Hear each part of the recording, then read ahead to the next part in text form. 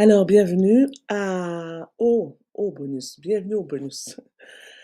Bienvenue au bonus. Alors, c'est dans le cadre d'une mini masterclass que je vous présente ça, que j'ai fait ça. Donc, vous allez avoir peut-être la partie la plus courte. C'est une partie d'une masterclass qui s'intitule Lire le cœur de ton enfant, comprendre ce qui se passe derrière ses comportements. Alors, beaucoup de parents voient seulement ce que l'enfant fait, mais derrière chaque comportement, il y a souvent une communication, une émotion ou un besoin. Quand on comprend cela, la relation change profondément. Le comportement est un langage et l'enfant exprime ce qu'il ne sait pas dire. Un enfant ne cherche pas à manipuler ou provoquer. Il exprime une émotion trop grande pour lui. Et ton rôle n'est pas seulement corriger, mais de décoder. Alors, ce que je vais faire, c'est que je vais te présenter 8 comportements ou je pourrais dire peut-être 8 comportements émotions, OK? Euh, Qu'est-ce qui se cache en arrière de ça? Comment comprendre ça? Et qu'est-ce qu'on peut faire avec quand un enfant, par exemple, est anxieux, on fait quoi? Donc, des actions concrètes. La première, j'en ai parlé un petit peu déjà, l'inquiétude, le stress, l'anxiété. Donc, l'enfant inquiet ou tendu. Ce que l'on observe, un enfant qui est inquiet peut sembler anxieux, nerveux ou souvent stressé. Il peut avoir des peurs fréquentes, être agité ou toujours sur le qui-vive. Parfois, il pose beaucoup de questions, cherche à contrôler ou aussi il a du mal à se détendre. Alors, ce qui se cache derrière ce comportement, c'est que souvent il y a un besoin profond de sécurité. L'enfant peut ressentir de la tension autour de lui ou ne pas être certain que l'adulte est solidement présent pour le protéger. Quand le sentiment de sécurité vacille, l'inquiétude prend toute la place. Alors, comment accompagner ce type d'enfant? Ce type d'enfant a surtout besoin d'être rassuré, enveloppé de stabilité et de douceur. Alors, tu peux, par exemple, lui rappeler que tu es là pour lui et que tu prends soin de la situation. Lui offrir du réconfort physique et émotionnel, la présence, l'affection, l'écoute. Installer des repères clairs et constants qui le sécurisent. Mettre des limites fermes mais bienveillantes. Elle rassure plus qu'elle ne contraigne. Alors lui montrer concrètement qu'il peut s'appuyer sur toi. Des paroles simples peuvent beaucoup aider aussi. Ah, tu es en sécurité ici avec moi. Je m'occupe de toi. Tu peux te poser, je suis là. Ça aussi, ça aide. Deuxième, c'est l'enfant frustré, en colère, l'enfant colérique. Ce que l'on observe, certains enfants semblent souvent irrités, négatifs ou facilement en colère. Ils peuvent se décourager vite, se dévaloriser ou réagir avec opposition. Parfois, une forme de rancune ou de fermeture apparaît aussi. Ce qui se cache derrière, souvent, cet enfant porte un sentiment d'être insuffisant ou peu reconnu. Il peut avoir l'impression que ses efforts passent inaperçus ou que l'on remarque surtout ce qui ne va pas. À force, la frustration s'accumule et elle sort sous forme de colère ou de découragement. Alors, comment tu vas accompagner cet enfant-là? Cet enfant-là a profondément besoin d'encouragement et de reconnaissance sincère. Alors, tu peux notamment mettre en lumière ses qualités et ses forces régulièrement, souligner ses initiatives, même s'ils sont petites, avant de regarder le résultat. Valoriser l'effort plutôt que la perfection, lui montrer concrètement l'impact positif qu'il a autour de lui. Quand un ajustement est nécessaire, commencer par ce qui est bon avant d'aborder ce qui peut changer, ce qui peut grandir. Alors, des paroles que tu peux dire à cet enfant-là, j'ai vu tes efforts, ça compte beaucoup pour moi. Oh, wow, tu as de belles forces en toi, regarde, ce que tu fais a de la valeur pour moi, etc. Tu peux lui dire ces choses-là. Donc, ça, c'est l'enfant frustré qui est en colère. Ensuite, j'ai l'enfant triste, déçu. Ce que l'on observe chez ces enfants-là, ils semblent souvent déçus ou insatisfaits. Ils peuvent critiquer facilement, devenir pessimistes, parfois sarcastiques. Mais bon. Certains cherchent la perfection et se mettent beaucoup de pression, tandis que d'autres, découragés, finissent par négliger ou abandonner. Ce qui se cache derrière. Hmm. Cet enfant craint de ne pas être à la hauteur. Il peut avoir l'impression de décevoir l'adulte ou de ne jamais être assez bon.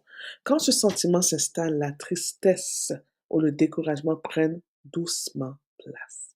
Alors, comment l'accompagner? Cet enfant a besoin de sentir qu'il est accueilli avec joie, indépendamment de ses performances. Alors, tu peux, par exemple, lui exprimer clairement ta satisfaction de l'avoir dans ta vie, souligner ses progrès plutôt que ce qui reste imparfait, montrer que son évolution te rend heureux, alléger la pression des attentes pour laisser place à la croissance, valoriser le chemin parcouru, même quand tout n'est pas encore parfait. Quelques paroles que tu peux lui dire. Oh, je suis heureux de t'avoir comme enfant. J'aime te voir grandir et évoluer. Tu progresses et ça me réjouit. Ensuite, nous avons l'enfant qui manque d'intérêt, de confiance ou d'élan. Alors, ce que l'on observe chez ces enfants-là, certains enfants semblent démotivés, hésitants ou peu confiants. Ils peuvent manquer de courage, d'initiative ou paraître paresseux. Parfois, ils se sentent inférieurs ou, à l'inverse, affichent une façade de supériorité pour cacher en fin de compte quoi? Leur vulnérabilité. Et ce qui se cache derrière, souvent, cet enfant porte un sentiment de honte ou d'humiliation. Il peut avoir l'impression de ne pas être à la hauteur ou de ne pas avoir ce qu'il faut pour réussir. Hmm. Ça commence jeune, hein? Ça commence très jeune. Et ce manque de reconnaissance freine son élan intérieur. Alors, comment l'accompagner? Cet enfant a profondément besoin d'être vu dans ses forces et ses potentiels. Tu peux notamment mettre en lumière ses talents, même émergents, encourager l'expérimentation sans pression de performance, souligner ses petites réussites avec enthousiasme, valoriser ses capacités plutôt que ses manques, lui montrer que tu crois en lui.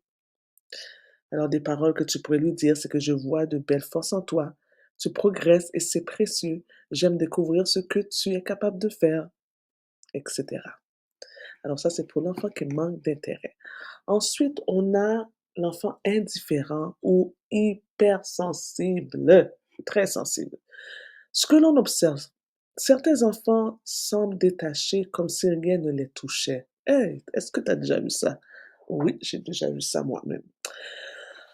D'autres réagissent intensément, ont du mal à partager ou peuvent paraître envieux ou centrés sur eux-mêmes.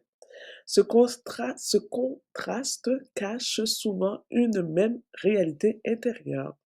Alors, ce qui se cache, c'est que cet enfant ou ces enfants-là ne se sentent pas pleinement compris ou accueillis dans ce qu'ils vivent. Ils peuvent porter des émotions qu'ils n'arrivent pas à exprimer et se protéger en se fermant ou en réagissant fortement. Hmm. Alors, comment on va l'accompagner? On va accompagner ces enfants-là, euh, on va leur donner ce qu'ils ont besoin, de la compassion, une présence qui ne juge pas. Tu peux, par exemple, lui montrer que tu cherches à comprendre ce qu'il ressent, lui offrir un espace où il peut s'exprimer librement, lui rappeler qu'il peut compter sur toi, être disponible émotionnellement sans minimiser ce qu'il vit, lui faire ressentir qu'il compte profondément. Alors des paroles comme oh, je peux comprendre ce que tu vis, tu peux tout me dire, je suis là pour toi, ce que tu ressens est important pour moi, etc. Ça va beaucoup, beaucoup, beaucoup l'aider à cet enfant-là. Ensuite, nous avons l'enfant qui cherche l'attention ou qui s'efface. Ce que l'on observe, certains enfants cherchent constamment à capter l'attention, parlent beaucoup ou testent les limites. Je ris, je souris parce que j'ai tellement d'exemples. Puis je veux pas m'atteigner avec des exemples parce que j'en ai tellement, ça va. Alors, Les enfants qui cherchent l'attention. OK. D'autres, au contraire, se retirent, s'expriment peu ou semblent se sentir transparents. Parfois, cela s'accompagne d'un manque de respect envers eux-mêmes ou les autres, signe d'une valeur intérieure fragilisée. Et ce qui se cache souvent, cet enfant ne ressent pas pleinement sa valeur ou son importance dans la relation. Il peut avoir l'impression de ne pas compter suffisamment ou d'être peu vu. Alors, comment accompagner cet enfant-là? Cet enfant a besoin d'une attention authentique, pas simplement corrective. Tu peux notamment lui offrir des moments exclusifs où il se sent choisi. Lui exprimer clairement que tu aimes passer du temps avec lui. Valoriser ce qu'il fait spontanément sans attendre un problème. T'arrêter vraiment pour l'écouter. Lui rappeler qu'il a une place précieuse dans ta vie. Et les paroles qui vont faire du bien à son cœur, c'est des paroles comme ceci. J'aime être avec toi. Tu es important pour moi. Ta présence compte vraiment pour moi. Ça, c'est pour l'enfant qui cherche de l'attention. Et nous avons l'enfant jaloux ou qui ressent du rejet. Alors, ce que l'on observe, certains enfants deviennent critiques, rancuniers ou durs envers eux-mêmes et les autres. La jalousie ou le sentiment d'exclusion peuvent apparaître, parfois de façon subtile. Alors, ce qui se cache derrière, souvent, il y a une peur profonde de ne pas être accepté tel qu'il est. Cet enfant peut douter de l'amour qu'on lui porte ou craindre de perdre sa place. Et comment l'accompagner? Il a surtout besoin d'une acceptation claire et constante.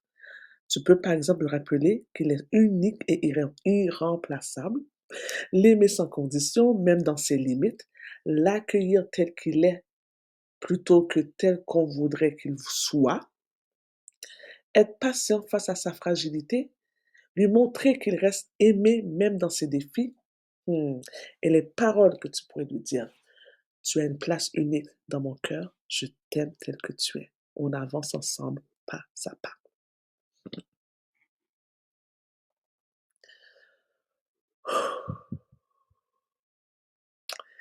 Et le dernier, l'enfant orgueilleux ou sur la défensive. Ce que l'on observe, certains enfants semblent arrogants, rigides ou toujours sur la défensive. Ils peuvent vouloir tout contrôler, manquer de souplesse ou réagir fortement aux critiques. Et ce qui se cache souvent derrière, cette posture protège une vulnérabilité intérieure. Parfois, l'enfant reproduit aussi un climat où la performance ou l'image prennent beaucoup de place. Alors, comment on va aider cet enfant-là? Cet enfant a besoin d'un modèle d'humilité et de simplicité relationnelle. Tu peux notamment montrer que l'erreur est humaine, même chez l'adulte, cultiver la flexibilité et l'ouverture dans la relation. Valoriser l'authenticité plus que la perfection, donner sans attente ni condition, créer un espace où il peut être lui-même sans devoir prouver sa valeur. Et les paroles qui vont lui faire du bien dans le cœur. Tu n'as pas besoin d'être parfait pour être aimé, tu sais. On apprend tous ensemble. Tu peux être toi, simplement. C'est tout, ça va. Alors, voilà ton bonus d'aujourd'hui et je veux te dire que la discipline sans connexion crée une distance. La connexion ouvre la coopération et ton enfant a besoin d'un guide, pas d'un juge. Alors, trois choses à retenir. Vois le cœur avant le comportement, comprendre avant de corriger et connecter avant de diriger. Et je te lance une invitation. Tu peux transformer ta relation parent-enfant. Commence par changer ton regard. Commence par changer ton regard. Alors, ceci clôture la partie bonus et je te vois aussi dans les autres modules.